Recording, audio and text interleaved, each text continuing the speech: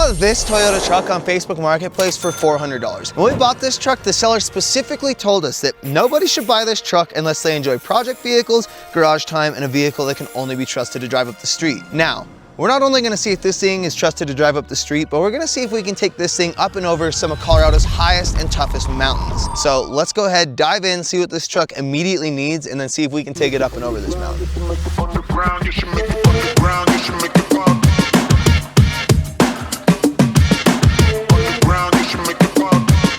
This is a 1993 Toyota T100, and it's kind of a weird side child between the Toyota pickup truck and the Toyota Tundra that you know today. This thing has a 3-liter V6, which is also found in the Toyota pickups, 4Runners, etc. It's known to be one of Toyota's worst ever engines, and this one happens to be carrying a full-size truck behind it. This truck is equipped with some sick turbine wheels from the 80s. These are actually directional, so both sides, they go a certain way. If you put them on the other side, it's backwards, which is kind of cool. This thing has multicolored paint job, has broken windows, and the interior is, well, kind of cooked. It's missing the driver's side door card, seats ripped. The mice have been in here quite a bit, so we'll have to go through all this stuff when we get this thing fixed up. The bed is obviously another color, and the tires are absolutely cooked. They're from 2010 and they are absolutely not safe to be driving on the road. Now, we got this thing for $400 and the owner legitimately told us that we should not be driving it anywhere and it needs a ton of work to be worth anything. He said it needed a battery, alternator, radiator, amongst a bunch of other stuff, including a full fluid change and everything else. But what we're gonna try and do is the least amount of work to get the maximum possible return. So of course we're gonna try and not put a radiator in it, not put an alternator in it, and see what we can do to make this thing roadworthy without spending all the money. So let's dive into the interior and see what this thing's all about. On the driver's side floorboard, we have many manuals. This guy has a whole bunch of random stuff in here that we're gonna end up cleaning out so that we can get this thing ready for all of its adventures. But for now, I guess let's start with the basics and see if this thing runs. All right, it popped. So like I said, under the hood, we got the 3-liter V6, which is iconically known as one of Toyota's worst engines. I can confirm the battery is cooked. It's probably from early 2000s era, and there's no hope in this battery ever coming back. So I guess first things first, let's put a battery in this thing and see what happens. So because I'm a cheap SOB, we're gonna pull the battery out of our burnout box truck. If you haven't seen this truck before, it's got a supercharged 4.7 from a Toyota Tundra in it, and it's gonna be absolutely nasty when it's finished.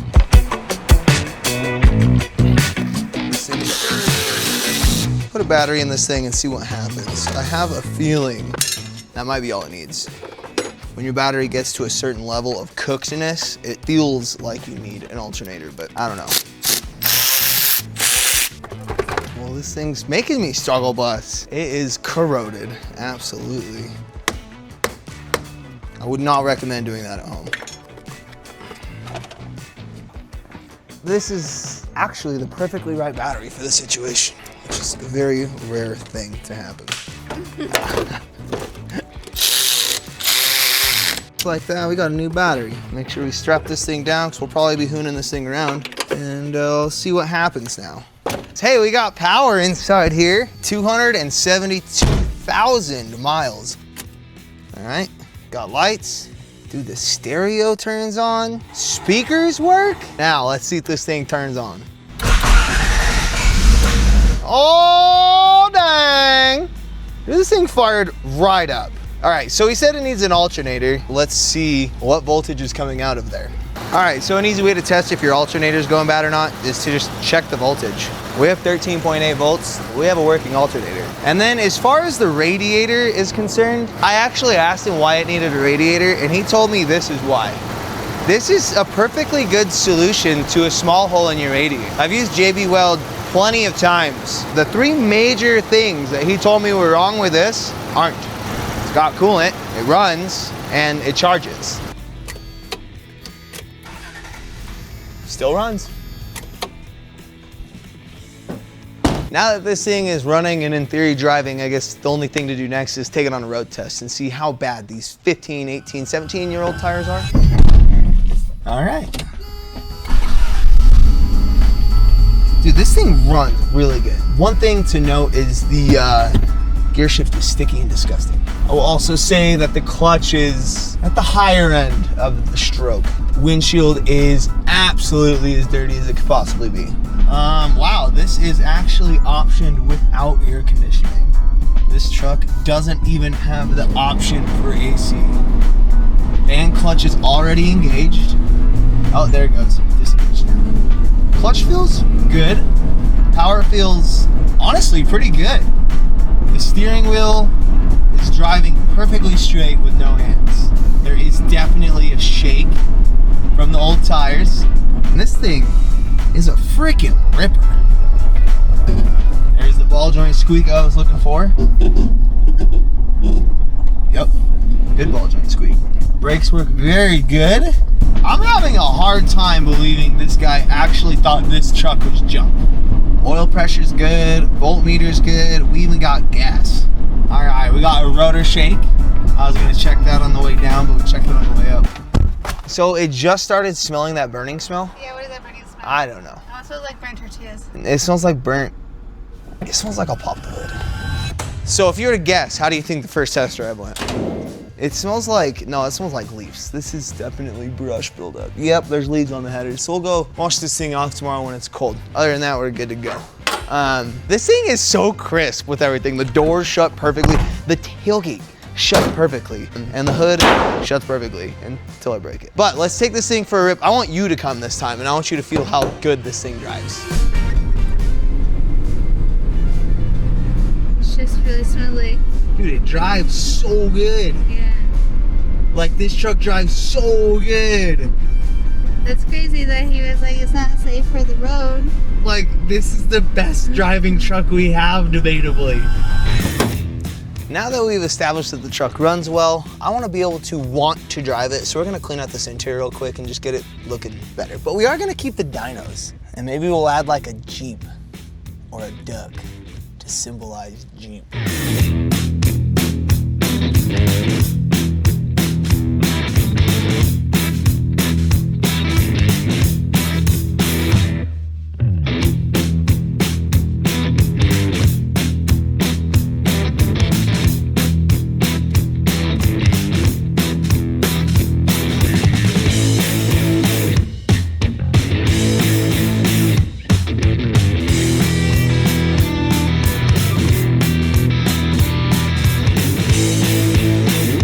So I came to the car wash. Here we are at the car wash, and I was just trying to clean the truck. You know what I mean? Just scrub her down and scrub the engine bay down, and well,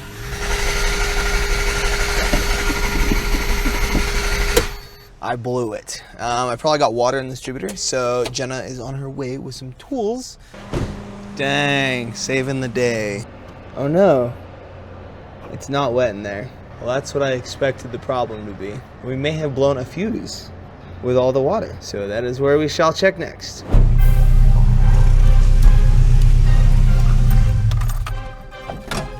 All right, so now that it's cleaned up, we're gonna do some tire juggling and put these tires on those and this tire on, you know, the swap, because this truck, although it runs really well, it needs a lot of work before it's like roadworthy, whereas that truck's like turnkey. So yeah, do some tire swapping and then we'll build some bumpers.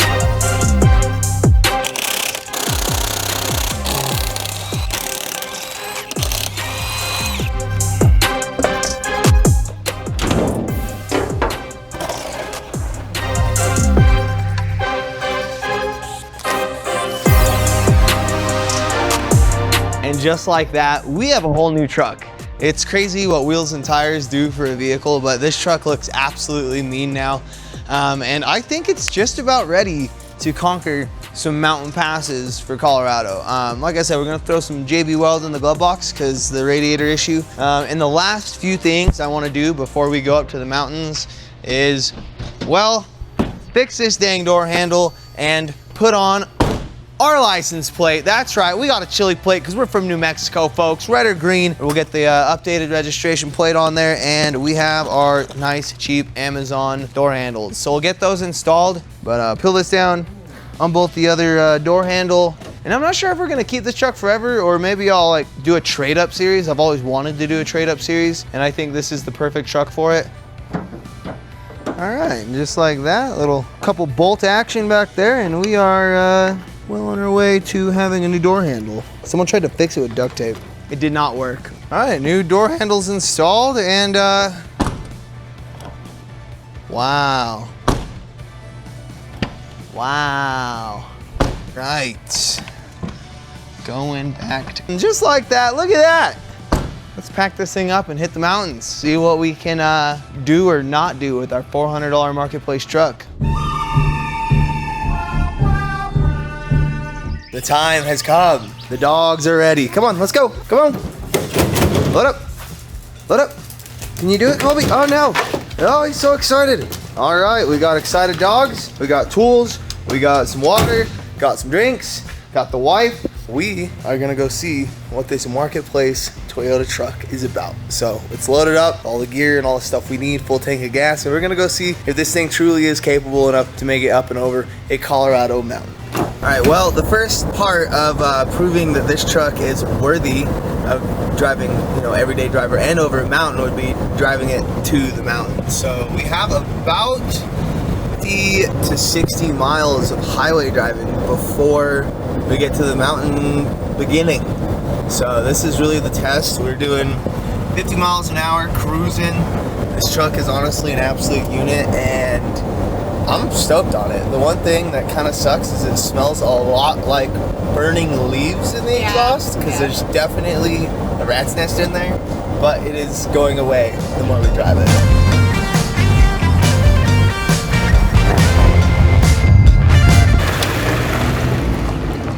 Just like that, we're officially on the dirt.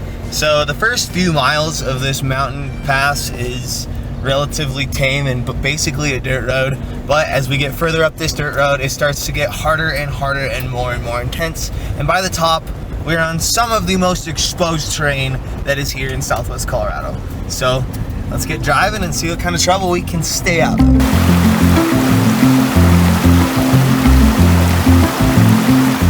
The first thing I would say I noticed about this truck is the shocks are shot.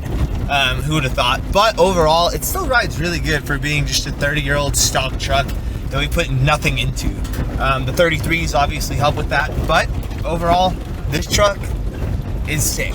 I'm actually insanely impressed with it. As we come up here, oh my God. Oh my goodness.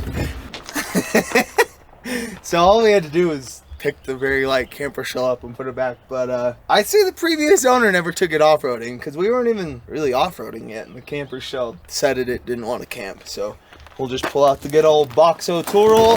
It's a driving thing. I was scared for a sec. I thought this thing was gonna go. I was like, no. Okay.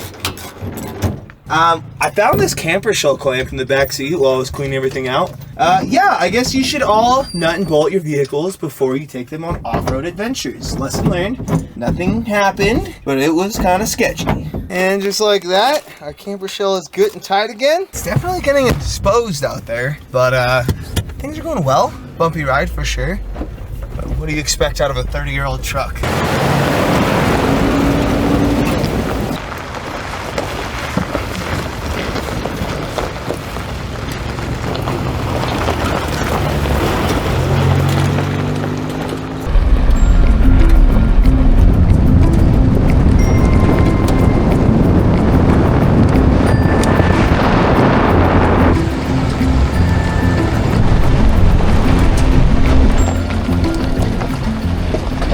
So we stopped to see a marmot literally climbing through this guy's window. And if you don't know what a marmot is, it's like a massive mountain rat. They weigh like 30 pounds and they're actually living in this dude's engine bay. You can't see there, but what you can see right here is all of the remnants from this guy's wiring and hoses just on the ground because the marmots are literally eating it. Like they have eaten these hoses all the way down to just plastic and metal. Yeah, this van is totaled. And it looks like this was broken into because the glass is there. So someone broke that window out and probably ransacked this whole thing. Kind of sad, but I don't really feel for the guy. I just feel for all the junk that he left here. That sucks. Clean up after yourself, guys. Come on. Yeah, it's broke. It's broke. The lower ball joint popped out. But I would have to assume, well, that's weird that the door's still locked even though that's... But look at all the... Oh, wow, look at all the marmot prints you could see. All the marmots broken? I guess that's possible. The doors are still locked. Well, long enough that the marmots have literally eaten every single wire on this dude's truck.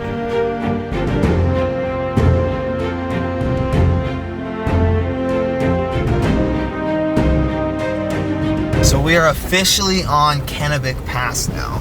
So Kennebec Pass is a mountain pass in the little plot of mountains that once used to connect Hesperus to Durango, but that's no longer the case. You can no longer go over and through it. You can only go to the top. So we're here, we're trying to make it to the top, and so far things have gone pretty good, but this is where the wheeling gets a little more intense.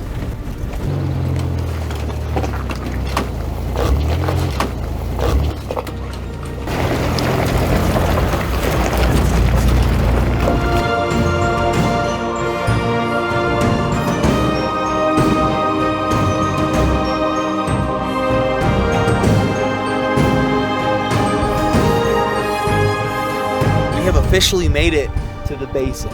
Now we're not quite to the top. If you see right up there, there's actually a truck that fell off the ledge up there, and they abandoned that truck, and it's been there for a few weeks now.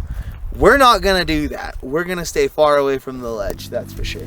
But it is absolutely gorgeous up here. We're really close to tree line, and this is one of our favorite spots to hang out. Yeah, it's absolutely gorgeous up here. There's still snow everywhere. You can see people have been hitting it on their snowboards, which is cool to see. We're gonna finish this awesome ascent to the absolute top of this mountain. Like, Notch used to do mining and take crazy wagons up and over this mountain, which is crazy to think about, really. So anyway, this is where the wheeling gets pretty tough. This is a little optional route that we went, and it's a little tough, and we'll see if the truck can handle it.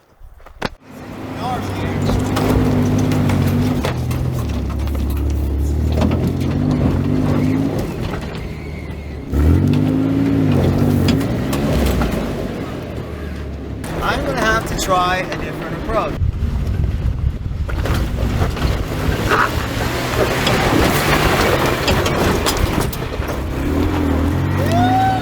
Woo! It did it! Took a little bump, you know what I mean? What is a Toyota if it's not absolutely pinstripe to hell? Oh my goodness gracious! Ah! Ow, my eyeball!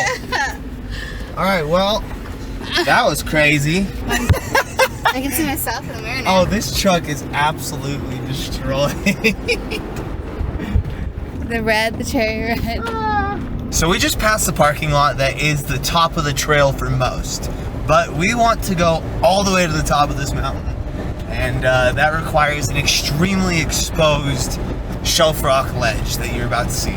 It's pretty sketch. We've been up here before, but I don't know that I've ever done it in a $400 Toyota truck. So hopefully this thing hangs in there and doesn't let us down, because this is not where we want to be left stranded.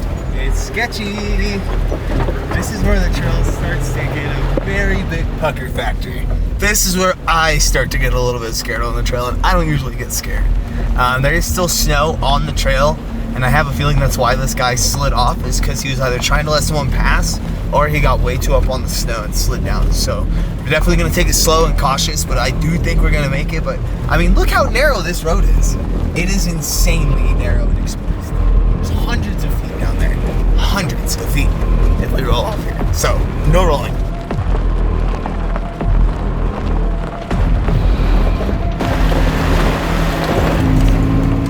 Road is extremely narrow. It is extremely steep. And I'm just thinking about everything that could go wrong. I'm like hovering the brakes, ready to just rip the e-brake or whatever I need to do to make sure that we don't roll off this mountain. We are coming up on this truck, and yeah, this is pretty sketch, I'm not gonna lie. Not gonna lie, pretty sketch. Oh my gosh. How scary. That is so off camera. Oh, I'm shaking. That'd be nervous. Alright, we just passed the truck, and it's tight up here. My camera lady isn't even looking at the camera. It is so sketchy up here. Woo! We're so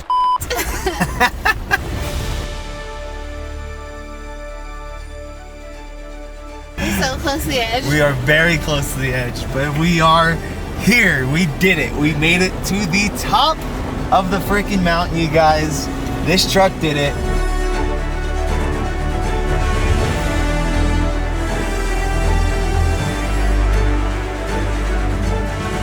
just like that, we've made it to the top of the mountain. It is absolutely beautiful over here, and I actually am not really in that much disbelief that this truck made it. Honestly, it's a Toyota. What do you expect? No, but really, what this says, I think, is one, you can't trust what you read on Marketplace, and two, you don't need a whole lot of money to come out here and have fun. Well, this probably is closer to a $2,500 to $3,000 truck. It's pretty cheap. We did get it for $400 because it wasn't running and wasn't driving at the time, and I think you too can buy those $500 trucks and fix them up for relatively cheap. You know, it's always a gamble, but sometimes the gamble pays off, and this view is awesome. Let me know what you guys want to see with the truck next, and if you guys like this, click the like button, the subscribe button, do all this stuff. We got merch over at efwfab.com, and if you really want to support us, we got a Patreon too. Yeah, I'm gonna enjoy the rest of my day with my wife up here on top of the mountain, hang out with my dogs. So until next time, see you later.